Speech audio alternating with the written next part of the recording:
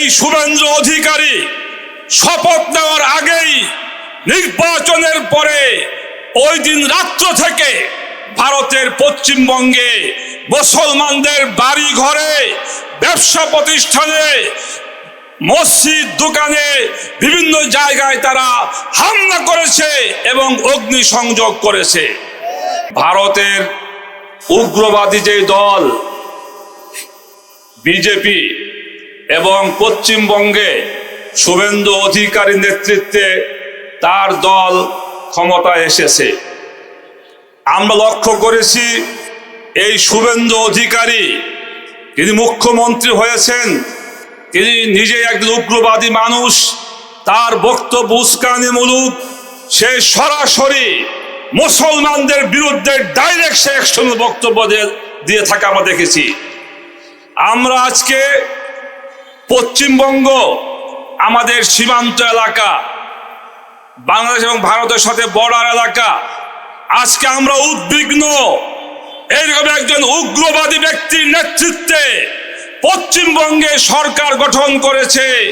আমাদের দেশের সীমানা নিরাপদ থাকবে কিনা তা নিয়ে আমরা উৎকণ্ঠার মধ্যে রয়েছি।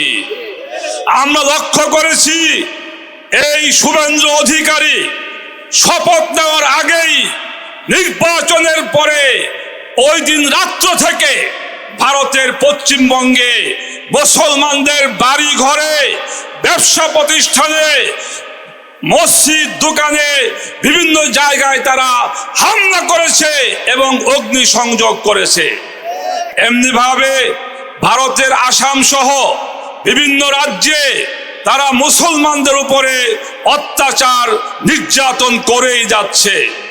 আমি মনে করি এটাই বাস্তব। ভারতে মুসলমান যারা রয়েছে তারা তাদের অধিকার নিয়ে বাঁচতে চায়। আজকে যারা মুসলমানদেরকে সংখ্যালঘু হওয়ার কারণে নির্মম অত্যাচার, নির্যাতন করছে, এগুলি আমি মনে করি মানবাধিকার বিরোধী, ভারতের সংবিধান বিরোধী। এটা দেশের শান্তিকামী মানুষ এটা চায় না। তাই আমি পরিষ্কার কথা বলি, শুভেন্দু অধিকারী আপনি ক্ষমতায় এসেছেন, ভারত সরকারকে বলি আপনাদের সাথে আমাদের সম্পর্ক থাকবে, প্রতিবেশী বন্ধুত্বের সম্পর্ক থাকবে। যদি আপনারা ভারতে আমার মুসলমান ভাইদের উপরে অত্যাচার, নির্যাতন করতেই থাকেন, তখন আমরা আপনাদের সাথে বন্ধুত্বের সম্পর্ক রাখতে পারবো না। পরিষ্কার